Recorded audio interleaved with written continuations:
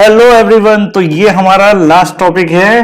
पूरा वीक खत्म हो गया, हमने फाइनली डेडिकेशन के साथ इस पूरे टॉपिक को खत्म कर दिया। 7 डेज का टारगेट था पूरी एंडोक्राइनोलॉजी को खत्म करने का। मैंने इसको पूरी बुक को पढ़ लिया है और आपने मेरे साथ साथ पढ़ लिया है, ठीक है। तो इस सीरीज का नाम वैसे भी मैराथन सीरीज है, रीड विद मी। और आप इसमें मेरे साथ एक बुक पढ़ रहे हो, एक बुक पढ़कर आप कंप्लीट कर रहे हो, तो इससे आपका लेवल कहाँ पहुंच रहा है दिमाग का आप खुद समझ नहीं पा रहे। लेकिन जब आप कुछ और भी हायर बुक पढ़ने की कोशिश करोगे अब किसी भी राइटर की, तो आपको और आसानी से समझ आएगा। ये लास्ट टॉपिक आज खत्म कर रहे हैं, जिसमें बचे कुचे छोटे मोटे सारे हार्मोन आ जाते हैं, जिनको हम एक ही कैटेगरी में रख देते हैं, लोकल हार्मोन्स। चलिए, क्या पढ़ना भाई लोकल हार्मोन्स में? इसका इंट्रोडक्शन देखना है। Local hormone synthesise in the tissue, body के किसी भी टिश्यू में बनने वाले लोकल हार्मोन, ठीक है। और दूसरी कैटेगरी में local hormone produce in the blood. तो हमारे में दो तरीके का टिश्यू है, एक तो स्टेबल टिश्यू हो गया, और फ्लूइड कनेक्टिव टिश्यू में क्या आता है? ब्लड। मोबाइल कनेक्टिव टिश्यू में हमारा क्या आता है? ब्लड। और बाकी ये सारे तो कनेक्टिव टिश्यू अलग ही होते हैं, वो तो फिक्स होते हैं जगह पर। तो यहाँ पर ब्लड, तो ब्लड में मेन हमें क्या पढ़ना है? काइनिन्स। ब्लड में क्या होते हैं? काइनिन्स। और local hormone synthesise in tissue, किसी भी टाइप का टिश्यू हो उसमें प्रोस्टाग्लैंडिन्स एंड रिलेटेड हार्मोन्स और other local hormone synthesise in the tissue. ये सबको हम इन सारे पॉइंटों को इसमें देख लेंगे, सब कवर हो जाएगा इसमें। चलिए शुरुआत करते हैं इंट्रोडक्शन से।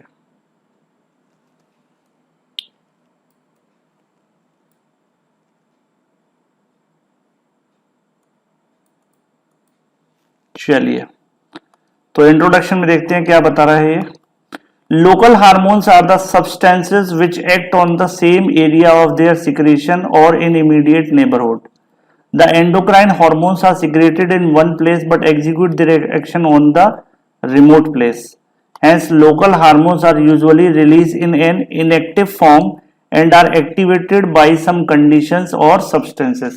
तो लोकल हार्मोन्स हमेशा इनएक्टिव फॉर्म में तो सिक्रेट होंगे, है ना। और लेकिन होंगे कब? ये एक्टिवेट कब होंगे? जब कोई एक पर्टिकुलर कंडीशन बॉडी में ऐसी बनेगी, कोई सिचुएशन या कोई एनवायरनमेंट क्रिएट होगा, तो ये एक्टिव हो जाएंगे। Classification of local hormones. Local hormones are classified into two type कौन कौन से हैं? Synthesise in the tissue and synthesise in the blood, या तो टिश्यू में या फिर ब्लड में। तो सबसे पहले हम डिस्कस करने हैं local hormone synthesise in the tissue. तो local hormone synthesise in the tissue are prostaglandins and their relatives या related substance and other local hormone synthesise in the tissue. तो ये सारे के सारे इस कैटेगरी में आ जाते हैं। तो prostaglandin and its related hormones को पहले हम पढ़ेंगे। तो prostaglandins and other hormones which are derived from arachidonic acid. याद कर लीजिए, प्रोस्टाग्लैंडिन हो या उसके रिश्तेदार हो, किससे ड्राइव होंगे? अरेकिडोनिक एसिड से। They are collectively called eicosanoids. Eicosanoids, EICOSANOIDS, eicosanoids या अरेकिनोइड्स, है ना। अरेकिन किससे ड्राइव होते हैं? कौन सा एसिड है? नाम याद कर लीजिए, अरेकिडोनिक एसिड। अरेकिडोनिक एसिड से ये ड्राइव होते हैं बेसिकली, और इकोसेनोइड्स बोलते हैं इनको। इन इकोसेनोइड्स की कैटेगरी में सब आते हैं, जैसे प्रोस्टाग्लैंडिन, थ्रोम्बोएक्सिन, प्रोस्टासाइक्लिन, ल्यूकोट्रीन एंड लाइपोक्सिन्स, ठीक है। ल्यूकोट्रीन्स एंड लाइपोक्सिन्स।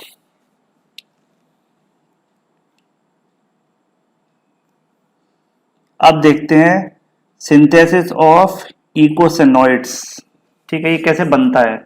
तो आपको पता है फॉस्फोलिपिड होता है।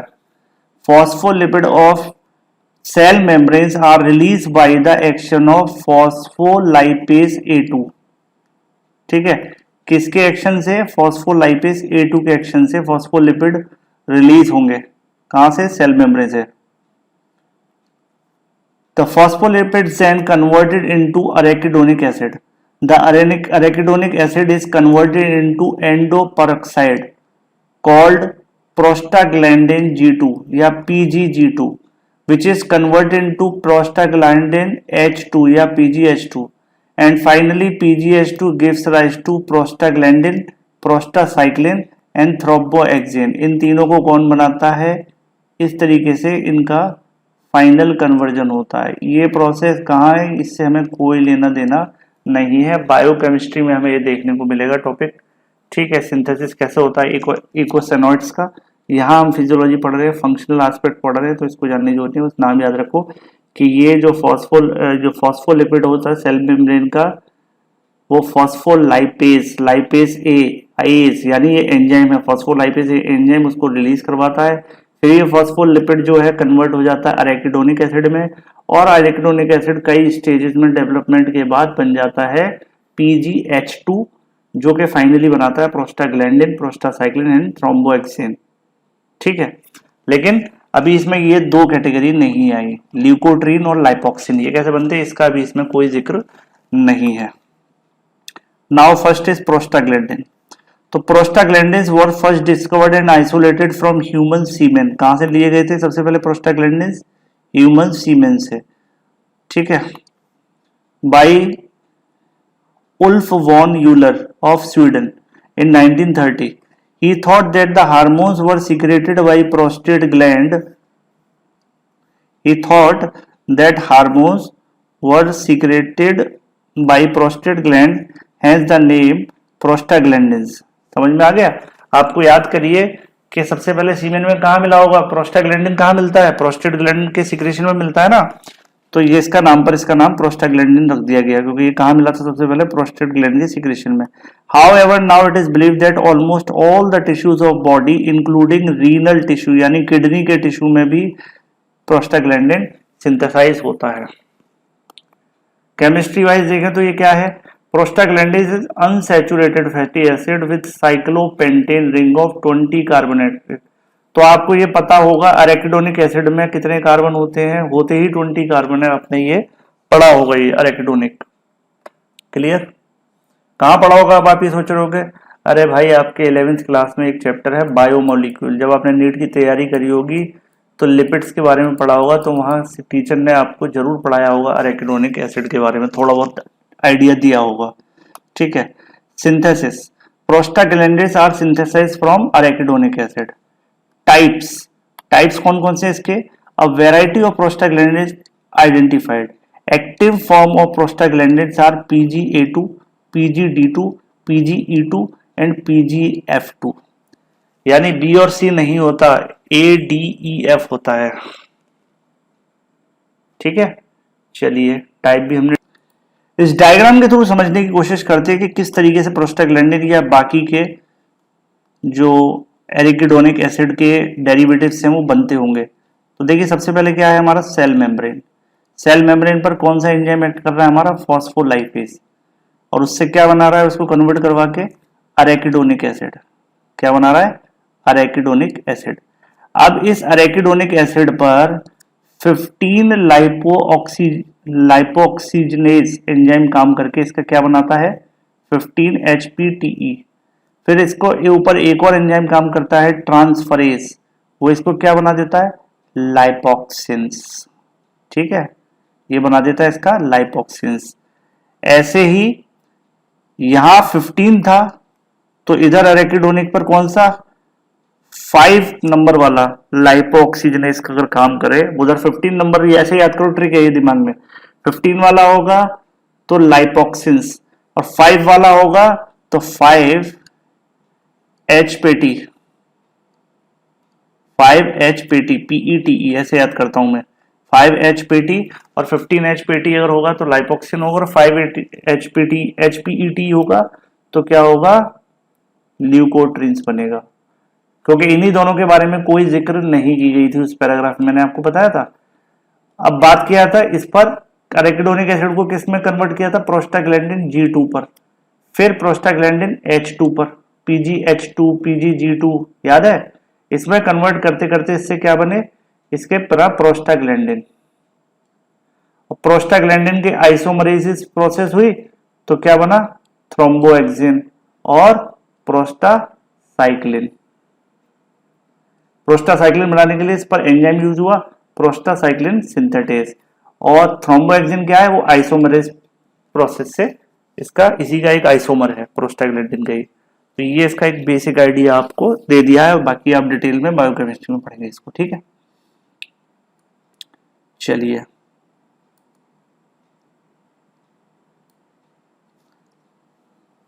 अब समझने की कोशिश करते हैं एक्शन, प्रोस्टाग्लैंडिन का बॉडी पर एक्शन क्या है। ठीक है, चलिए prostaglandin show variety of physiological action in the body. The various action of the prostaglandin are following. क्या क्या है, पहले देखिए ब्लड पर इसका क्या इफेक्ट है, ब्लड वेसल पर क्या इफेक्ट है, जीआई ट्रैक्ट पर, रेस्पिरेटरी सिस्टम पर, लिपिड पर, नर्वस सिस्टम पर, रिप्रोडक्शन पर, इन सारे सिस्टमों पर इसके मेन इफेक्ट है। जरा देख लेते हैं क्या है, ब्लड पे क्या इफेक्ट होगा बेटा, चलिए देखते हैं, है ना, देखते हैं ब्लड पे क्या इफेक्ट होगा। Prostaglandin accelerate the capacity of RBC to pass through the minute blood vessels, यानी कैपिलरीज के बीच में से निकलने की पावर को ये बढ़ा देते हैं, एक्सीलरेट करा देते हैं कैपेसिटी को, किसके, आरबीसी की कैपेसिटी को। ब्लड वेसल पर क्या है कि पीजीई2 जो कैटेगरी थी, कौन कौन सी थी, PG B, PGE, PG B नहीं था और सी नहीं था, पीजीए, पीजीए2, पीजीई2, पीजीडी2 और पीजीएफ2। तो पीजीई2 क्या कराता है, वासो डायलेशन कराता है। तो जब ब्लड वेसल डायलेट हो जाएगी ऊपर से ये आरबीसी हो, तो आरबीसी आसानी से पास हो जाएगी। ठीक है, तो ब्लड पर भी यही इफेक्ट है, ब्लड वेसल पर इसका मेजर इफेक्ट है, वासो डायलेशन करा देगा। जीआई ट्रैक्ट पर क्या है, prostaglandin reduce gastric secretion. Prostaglandin क्या करेगा, गैस्ट्रिक सिक्रीशन, यानी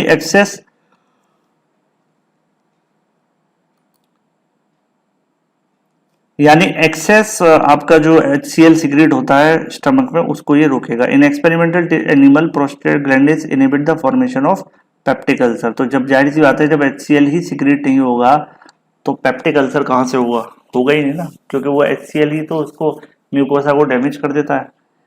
एक है PGE2 कॉज ब्रोंकोडाइलेशन, यहाँ भी ये कैसा इफेक्ट है, यहाँ वासोडाइलेशन था, यहाँ ब्रोंकोडाइलेशन है।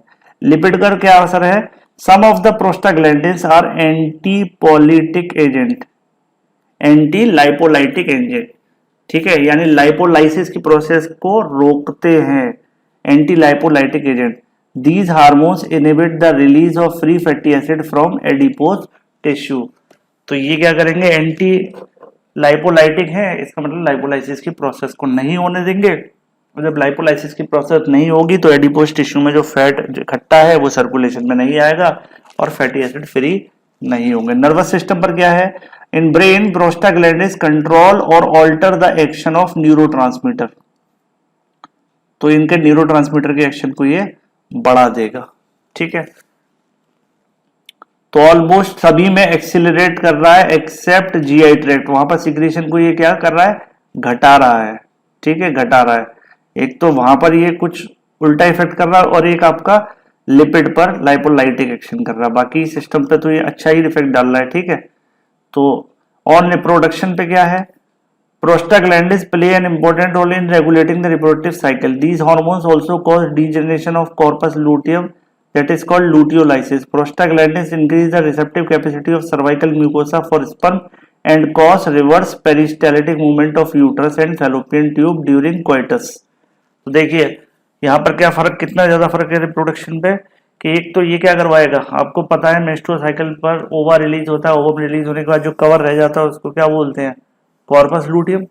और कॉर्पस लूटियम टाइम के साथ साथ क्या होता है, डिजेनरेट हो जाता है, तो उसका लूटियोलाइसिस कौन कराएगा, वहां से रिलीज होने वाले लोकलाइज प्रोस्टाग्लैंडिन्स। ठीक है, ऊपर से प्रोस्टाग्लैंडिन्स कहाँ से रिलीज होते हैं, प्रोस्टाग्लैंडिन्स प्रोस्टेट ग्लैंड से भी रिलीज होते हैं। जब फीमेल के अंदर सीमेन इजैकुलेट होता है तो फीमेल के म्यूकोसा पर ये, फीमेल के वेजाइनल म्यूकोसा और सर्विक्स पर ये कैसा इफेक्ट डालते हैं, ये उसमें सर्विक्स की स्मूथ मसल्स पर रिवर्स पेरिस्टालिसिस कराना शुरू कर देते हैं। ठीक है, this in turn increase the velocity of sperm transport in the female genital tract, और इससे क्या होता है, फर्टिलिटी बढ़ जाती है, फर्टिलिटी कैपेसिटी स्पर्म की बढ़ जाती है। ठीक है, प्रोस्टाग्लैंडिन और PGE2 play an important role during parturition and facilitate labour by increasing force of uterine contraction. Prostaglandins are secreted from uterine tissue, foetal membrane and placenta. है ना, देखो uterine tissue, foetal membrane, placenta, इन सभी से prostaglandin secrete होते हैं। और parturition के टाइम पर यानी चाइल्ड बर्थ के टाइम पर या लेबर, फैसिलिटेट लेबर। ठीक है, यानी चाइल्ड बर्थ को आसान करने के लिए जो फोर्स ऑफ कॉन्ट्रेक्शन होता है आपके यूट्रस मसल्स का, उनको ये यूट्राइन कॉन्ट्रेक्शंस को बढ़ा देता है। ठीक है। Concentration increase in maternal blood and amniotic fluid at the time of labour. Prostaglandins increase the force of uterine contraction by elevating the concentration of calcium ion in smooth muscle of the uterus. अच्छा, ये contraction को बढ़ाता कैसे है? इसकी वजह से क्या हो जाएगा, कैल्शियम आयन का कंसंट्रेशन बढ़ जाएगा और स्मूथ मसल फाइबर जो होते हैं यूट्रस के, कैल्शियम आयन उनमें ज्यादा आएगा तो जाहिर सी बात है वो कॉन्ट्रैक्ट होंगे तेजी से। ठीक है। कॉन्ट्रेक्शन के लिए कौन सा आयन चाहिए? आपका कैल्शियम आयन चाहिए ना। When injected intra amniotically during pregnancy prostaglandin induce abortion. और अगर यही काम इंट्रा एमनियोटिकली, एमनियोन में इंजेक्शन लगा दिया जाए, ठीक है, फीमेल के प्रोस्टाग्लैंडिन का, तो उससे क्या होगा, एबॉर्शन हो जाएगा। When injected during last stage of pregnancy, prostaglandin induce labor।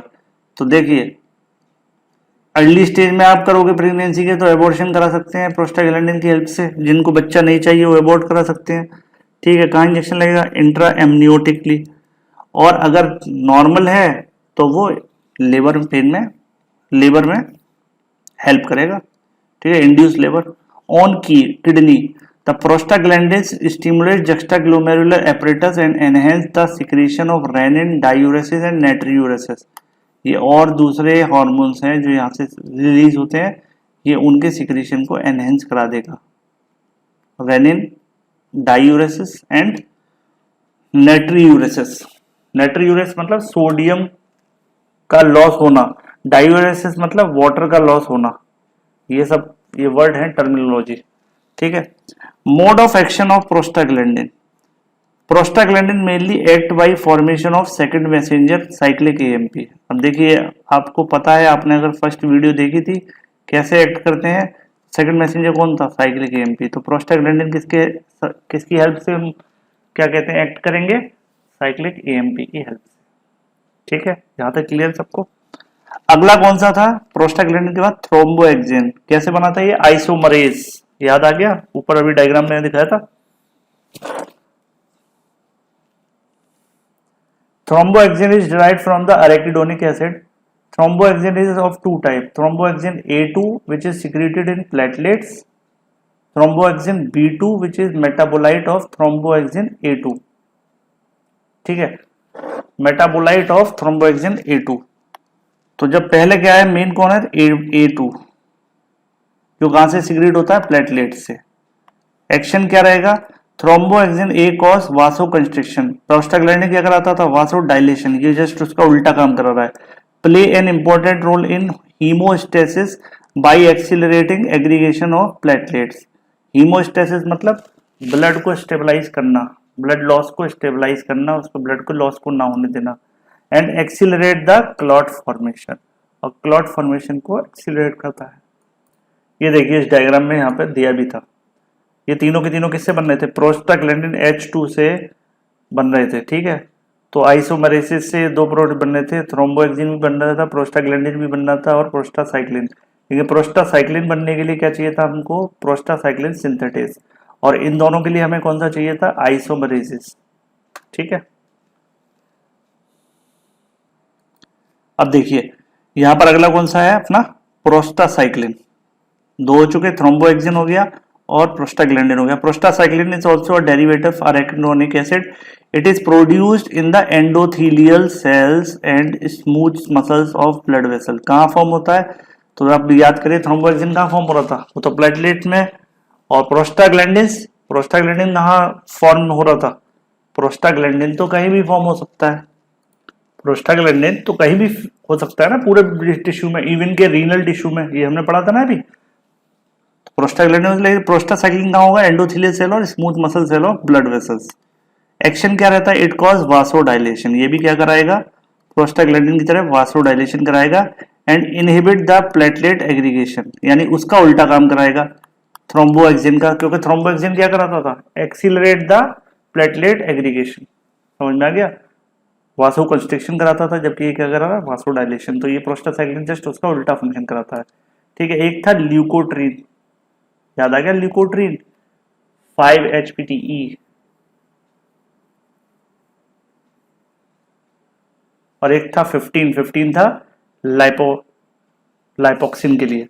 तो ल्यूकोट्रीन कैसे होता है, देखिए leukotrienes are derived from arachidonic acid via 5 hydroperoxy eicosatetraenoic acid. अरे भाई बड़ा लंबा नाम है यार ये तो, है कैसे याद करोगे, सीधा याद कर लो 5H पेटी, PETE पेटी, कितनी पेटी, 5 पेटी, ठीक है। ल्यूकोट्रीन 5 पेटी ल्यूकोट्रीन, ऐसे याद कर लीजिए।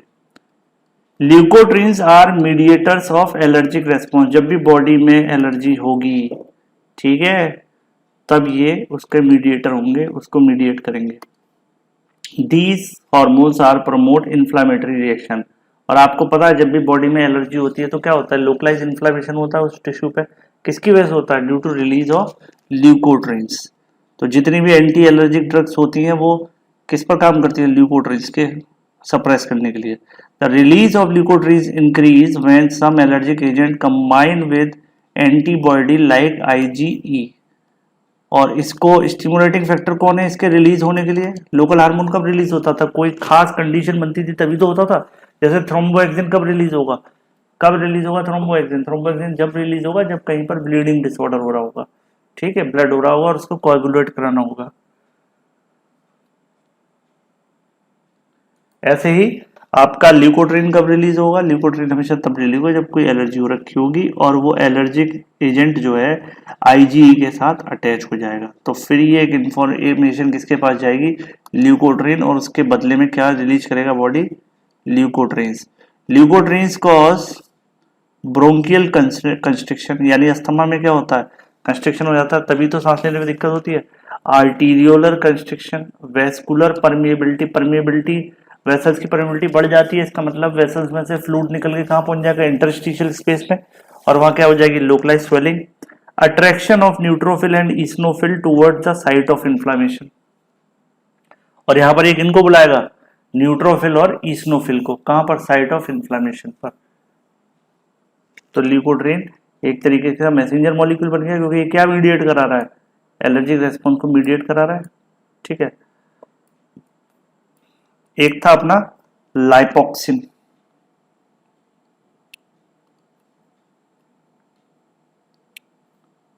ठीक है, फिफ्थ था अपना लाइपोक्सिन। इसका क्या, ये ड्राइव किससे होता था, ये भी एरेकिडोनिक एसिड से ड्राइव होता था। कितनी पेटी, 15 पेटी, कितनी पेटी, 15 पेटी lipoxin. Lipoxins are of two type, namely lipoxin A and lipoxin B.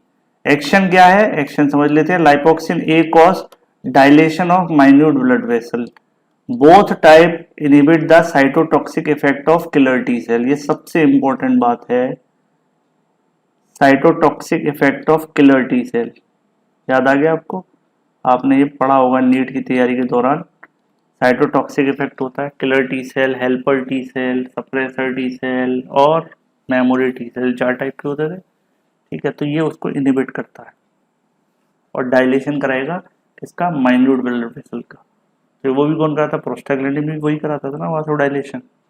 वासो कंस्ट्रिक्शन तो बस यहाँ पर एक ही करा रहा है, कौन, थ्रोम्बोएक्सिन, ठीक है। इसके अलावा भी और भी हार्मोन होते हैं टिश्यू से रिलीज होने वाले, वो तो मेजर थे, ठीक है। प्रोस्टाग्लैंडिन और उसकी फैमिली तो एक अलग ही थी। इसके अलावा प्रोस्टाग्लैंडिन की फैमिली के अलावा ये कुछ देखिए, other local hormone synthesise in tissue. In addition to prostaglandin related hormone substance, tissue secretes some more hormones such as acetylcholine, सबने नाम सुना होगा, serotonin, histamine, substance P, heparin, leptin and GIT hormones। ये सारे के सारे क्या है, ये उसके अलावा कैटेगरी है जो लोकल हार्मोन की कैटेगरी में ही आते हैं। चलिए शुरू करते हैं अपना फर्स्ट टॉपिक, एसिटाइलकोलिन, ठीक है, ये भी एक लोकल हार्मोन है। तो देखते हैं क्या लिखा है। Acetylcholine is cholinergic transmitter, it is transmitter substance at neuromuscular junction, it is also secreted by nerve endings and other cell. तो ये जनरली कहाँ पर सिक्रेट होता है, आपने देखा होगा नर्व में, आपने इसका नाम ऑटोनोमिक नर्वस सिस्टम में सुना होगा, न्यूरोमस्कुलर जंक्शन में सुना होगा, और नर्व टू नर्व कंडक्शन के टाइम पर भी एसिटाइलकोलिन रिलीज होता है। तो दो नर्व एंडिंग्स पर, यानी एक की डेंड्राइट यानी प्री सिनेप्टिक और पोस्ट सिनेप्टिक साइनेप्स के पॉइंट पर भी ज़्यादातर एसिटाइलकोलिन ही रिलीज होता है। सोर्स ऑफ सिक्रीशन देखिए क्या क्या हो सकती है, मैं जो बता रहा हूँ वो सारी लिखें। प्री सिनेप्टिक टर्मिनल हो सकता है, प्री गैंग्लियोनिक या पैरासिम्पैथेटिक नर्व हो सकती है, पोस्ट गैंग्लियोनिक पैरासिम्पैथेटिक, यानी पैरासिम्पैथेटिक में क्या रिलीज होगा हमेशा, पैरासिम्पैथेटिक में हमेशा चाहे प्री हो या पोस्ट हो एसिटाइलकोलिन, जबकि सिंपैथेटिक के प्री गैंग्लियन से एसिटाइलकोलिन। ठीक है, post ganglionic sympathetic cholinergic nerve such as nerve supplying to eccrine or sweat gland, sympathetic vasodilator nerve in skeletal muscle, sympathetic vasodilator nerves in skeletal muscle, nerves in amacrine cell of retina, mast cell, gastric mucosa, lungs and many regions of the brain। यहाँ इन सब जगहों से आपका acetylcholine release होता है, इसीलिए इनको cholinergic fibres बोलते हैं। कैसे बोलते हैं, एसिटाइलकोलिन की वजह से कोलिनर्जिक। तो यहाँ पर याद रखना है एक्सेप्शन क्या है, देखिए प्री गैंग्लियोनिक सिंपैथेटिक नर्व से क्या निकलता है, एसिटाइलकोलिन, और आपके लिए होमवर्क क्या है, पोस्ट गैंग्लियोनिक से क्या निकलता है। कमेंट सेक्शन में जरूर मुझे बताएं पोस्ट गैंग्लियोनिक से क्या निकलता है, मुझे कमेंट सेक्शन में इसका आंसर चाहिए। Post ganglionic sympathetic nerve fibre से कौन सा केमिकल रिलीज होता है।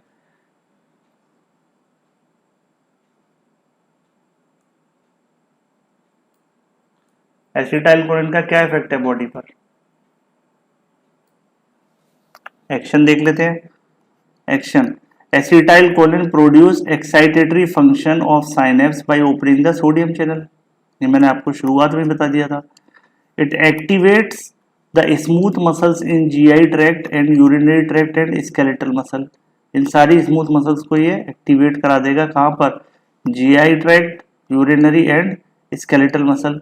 Inhibit cardiac function and cause vasodilation. अब इसमें याद रखने वाला क्या है, एसिटाइलकोलिन क्या करता है, कार्डियक फंक्शन पर इनहिबिटरी इफेक्ट है, बाकी सब पे पॉजिटिव है। देखो वासोडाइलेशन, एक्टिवेट, एक्साइटेटरी, ये सब पॉजिटिव है, एक्सेप्ट इनहिबिशन कहाँ पर है, कार्डियक फंक्शन पर एसिटाइलकोलिन इनहिबिटरी है।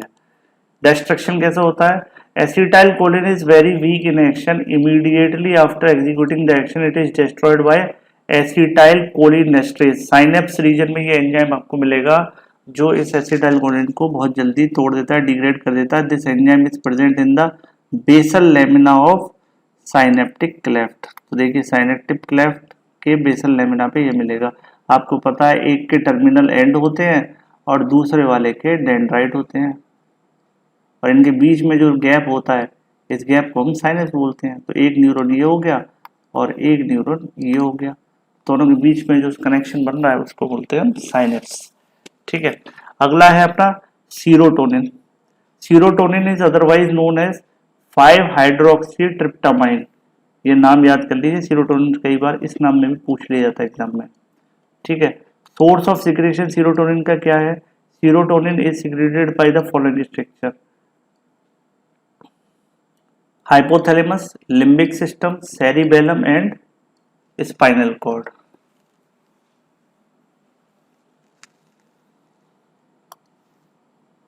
कहां से सीरोटोनिन, हाइपोथैलेमस, लिम्बिक, सेरिबेलम और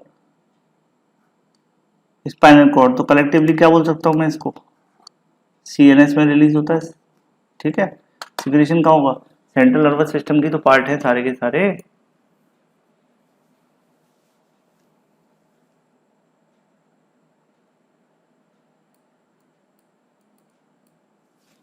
और कहाँ रिलीज होगा, रेटिना में रिलीज होता है, जीआईटी में रिलीज होता है, लंग्स में रिलीज होता है और प्लेटलेट्स में रिलीज होता है। ठीक है, एक्शन क्या है इसका सीरोटोनिन का, सीरोटोनिन का एक्शन जो है इनहिबिटरी सब्सटेंस है। ये कैसा समझते हैं, ये एक इनहिबिटरी सब्सटेंस है। It inhibit impulse of pain sensation in posterior grey horn of spinal cord. Nervous system में समझ में आएगा पोस्टीरियर ग्रे हॉर्न क्या होता है, इंटीरियर ग्रे हॉर्न क्या है।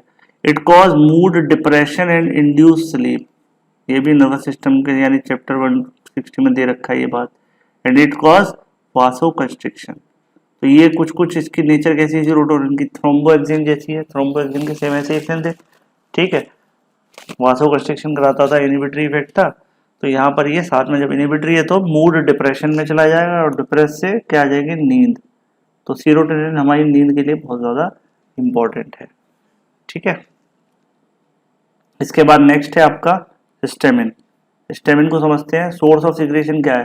Histamine is secreted in nerve ending of hypothalamus, limbic cortex and part of cerebral cortex and spinal cord. यानी जहां जहां से सीरोटोनिन निकलता है वहां से हिस्टामिन भी रिलीज होता है, यही सब थे। Histamine also release from tissue during allergic condition and inflammation और डैमेज। ये एडिशनल बात है इसकी, एलर्जिक कंडीशन में ये रिलीज होता है और अगर इन्फ्लामेशन हो जाए टिश्यू में तो, ठीक है।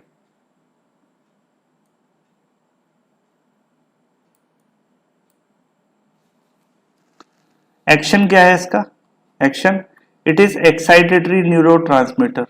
वो कैसा था, इनहिबिटरी। तो हिस्टामिन का काम कैसा है, सीरोटोनिन के जस्ट उल्टा। It is excitatory neurotransmitter. Histamine release from tissue cause वासो डायलेशन, जबकि वो क्या कर रहा था, वासो constriction. Enhance the capillary permeability for fluid and plasma proteins from blood into affected tissue, so the accumulation of fluid with protein developed local oedema, ठीक है। लोकल इन्फ्लामेशन टाइप का रिएक्शन दिखे, एडिमा मतलब एक्यूमुलेशन ऑफ इंटरस्टिशियल फ्लूइड, तो उसकी वजह से बोल रहे हैं सूजन सी आ जाती है जो है, उसको बोलते हैं local oedema. In GI tract histamine increase the motility, ये मोटिलिटी को इंक्रीज कराएगा हिस्टामिन, ठीक है। एक होता है सब्सटेंस पी। सब्सटेंस पी क्या है, सोर्स ऑफ सिक्रीशन क्या है, nerve ending, first order neuron of pain pathway. तो इसका नाम कैसे याद रखना है आपको, जो पेन पाथवे है उसमें ये होता है और रेटिना में, यानी स्पाइनल कॉर्ड में और रेटिना में। बाकी ऊपर ब्रेन से सब कोई लेना देना नहीं है। यानी फर्स्ट ऑर्डर न्यूरॉन जो पेन पाथवे होता है नीचे से, मतलब हमारे सेंसरी ऑर्गन से जाता है ब्रेन के लिए फर्स्ट ऑर्डर न्यूरॉन, उसके उस पर ये उसकी नर्व एंडिंग पर ये रिलीज होता है। और GI tract by the presence of chyme. तो जीआई ट्रैक्ट में जब काइम रिलीज होगा उस टाइम पर सब्सटेंस पी रिलीज होगा। तो substance P is a neurotransmitter for pain, P is for pain, याद कर लो, neurotransmitter for pain. It is also the neurotransmitter substance in GI tract. In GI tract, it increase the mixing and propulsive movement of small intestine.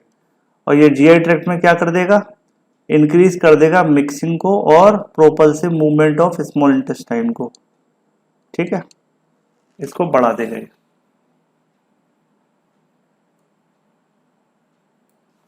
Last है heparin. Heparin का source क्या है, source of secretion heparin की क्या है, mast cell and basophil.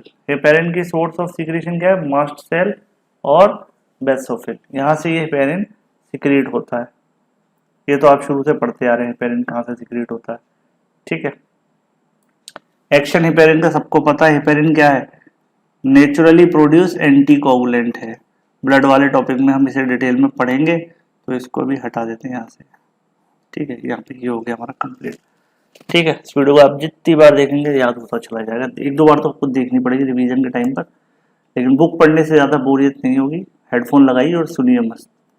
Leptin, leptin क्या है, leptin Greek में क्या होता है, लेप्टिन मतलब होता है थिन, यानी मोटापा कम करने वाला हार्मोन बोल सकते हैं हम इसको।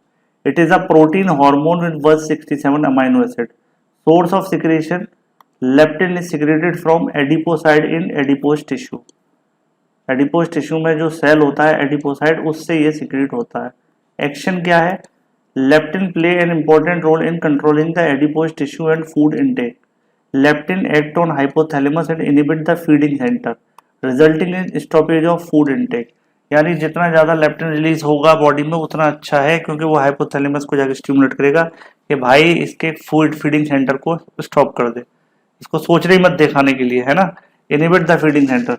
At the same time, it also stimulates the metabolic reaction involved in the utilization of stored adipocyte tissue in energy। और साथ में अपनी बॉडी के मेटाबॉलिक सिस्टम को बता देगा भाई जो ये एडिपोज टिश्यू है इसको यूज करो एनर्जी के लिए।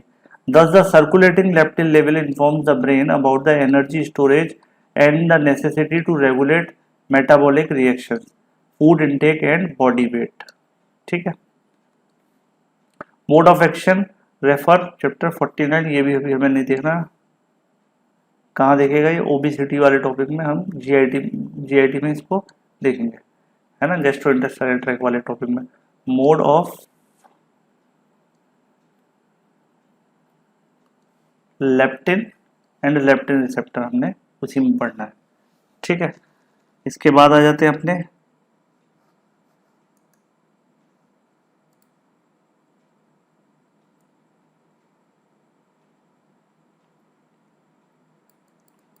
GIT hormones.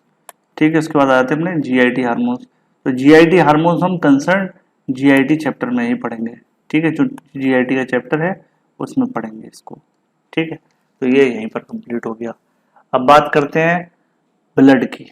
ये हमारे पूरे जो टिश्यू में थे सारे हार्मोन्स हमारे कंप्लीट हो गए, और ये अब अपना लास्ट टॉपिक है, hormone produce in the blood. अब ब्लड के अंदर जो हार्मोन प्रोड्यूस होते हैं वो कौन कौन से होते हैं? सीरोटोनिन टिश्यू से भी होता है, ब्लड से भी होता है, angiotensinogen and kinin. Serotonin described already and angiotensinogen is explained in chapter 15 blood coagulation वाले चैप्टर में हम इसको पढ़ेंगे, तो इसको अभी पढ़ने की जरूरत नहीं है। अब यहाँ पर लोकल हार्मोन में सबसे ज्यादा इंपॉर्टेंट, इसके पीछे कोई डिटेल नहीं पढ़ाई है हमने, क्योंकि बाकी सब मैं जो हटाता जा रहा हूँ ये हमने पिछली वीडियो में सारा पढ़ चुके हैं। ठीक है, तो जो काइनिन के बारे में पढ़ना है वो अभी हमारे डिस्कशन में नहीं आया अभी तक। पढ़ते हैं काइनिन क्या है। तो kinin are biologically active protein hormones which are circulating in the blood. Kinins are of two type, bradykinin and kallidin. ठीक है, ब्रेडिकाइनिन है एक तो, और कैलिडीन। Along with other proteins of their family, kinins form kinin system और kinin कैलिकरिन system. तो कई बार ये इस पर शॉर्ट नोट लिखने के लिए आ जाता है, इसको ध्यान से पढ़िए कि जो काइनिन सिस्टम या काइनिन कैलिकरिन सिस्टम क्या है, कि ये काइनिन और कैलिडीन और उसके रिश्तेदारों की बात कर रहे हैं। ठीक है, तो इसमें बेसिकली जो काइनिन है वो एक प्रोटीन हार्मोन है, उसके दो टाइप हैं, ब्रेडिकाइनिन और कैलिडीन। तो ये ओवरऑल जो फैमिली है इसको काइनिन कैलिकरिन सिस्टम बोला जाता है। ठीक है, चलिए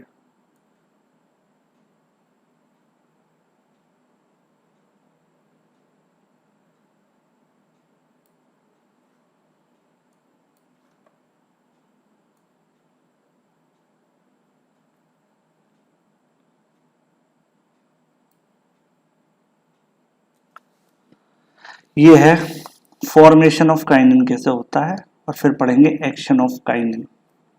ठीक है, तो kinins are cleaved from the precursors which are of two type, high molecular weight kininogens या HMW kininogens, that is a precursor of bradykinin. यानी हाई मॉलिक्यूलर वेट काइनोजन से बनता है ब्रेडिकाइनिन, और लो मॉलिक्यूलर वेट से क्या बनता है बेटा? लो मॉलिक्यूलर वेट काइनोजन से क्या बनता है आपका?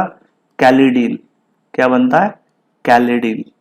ओवरऑल किसके मेंबर है ये दोनों के दोनों? काइनिन फैमिली के। The cleavage of kinin from their precursors occurs by proteases called कैलिकरिन।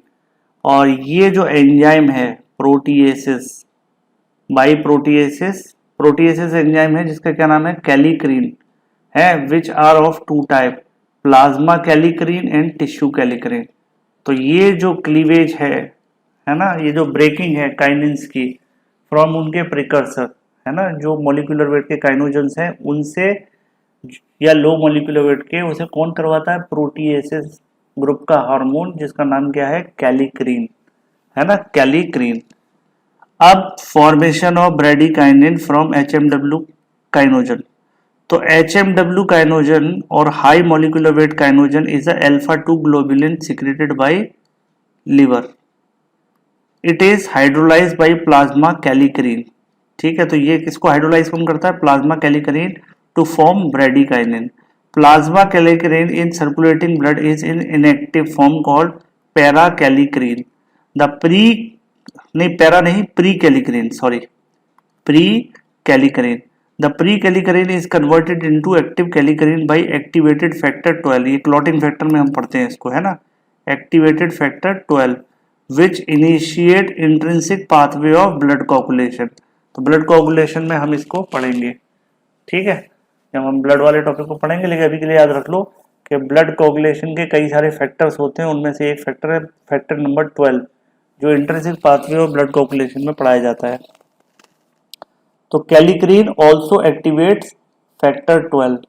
तो इसका कैसा है, इसका इफेक्ट कैसा होता है, इसका रिवर्स इफेक्ट भी होता है, मतलब जैसे जैसे इसकी ये कन्वर्ट होता जाएगा तो ये पीछे पॉजिटिव फीडबैक देता जाएगा। यही कैलिक्रीन फैक्टर 12 को क्या कराने के लिए, एक्टिवेट कराने के लिए।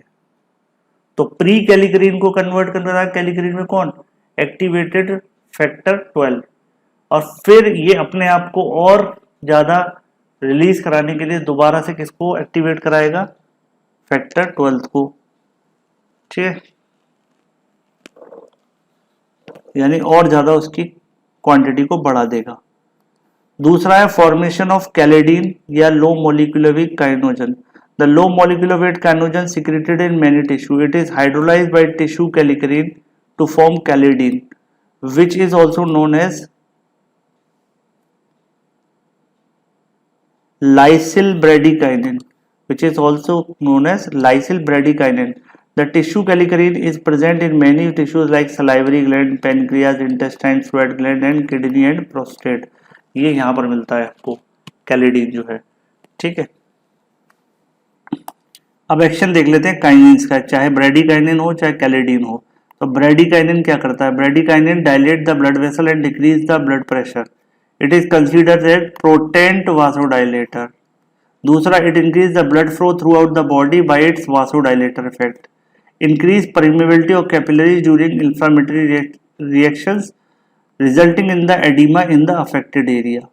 Stimulates pain receptors. Cause contraction of extravascular smooth muscles, especially smooth muscles of intestine। तो इंटेस्टाइन की मसल्स का कॉन्ट्रैक्शन करवाता है। और दूसरा क्या है अपना कालिडीन। कालिडीन इज ऑल्सो अ वासोडाइलेटर। ये भी कैसा है बेटा, ये भी एक वासोडाइलेटर है। तो ये हो गए मेन चीज। अब यहाँ पर क्या आया था, हमारा नाम कैलिक्रीन आ रहा था, है ना, कैलिक्रीन। तो action of kallikrein, kallikrein hydrolyse the kininogens to form kinin. चाहे ब्रेडिकाइनिन हो चाहे ये कैलेडीन हो। तो ये नाम बड़ा इंपॉर्टेंट है, कैलेडीन, कैलिक्रीन। तो चाहे ब्रेडिकाइनिन हो चाहे कैलेडीन हो, दोनों को बनवाएगा कौन, कैलिक्राइन। ठीक है, along with HMW kininogen plasma kallikrein activate factor 12 during blood coagulation and kallikrein is a potential vasodilator. तो बार बार वही एक दो बातें इनके बारे में अभी तक मिलती है हमको, और कोई इतना खास डिटेल वाली बात नहीं, लेकिन हाँ आपने सारे ये वर्ड सुन लिए, पढ़ लिए हैं, तो हमको एक बेसिक आइडिया लग गया है।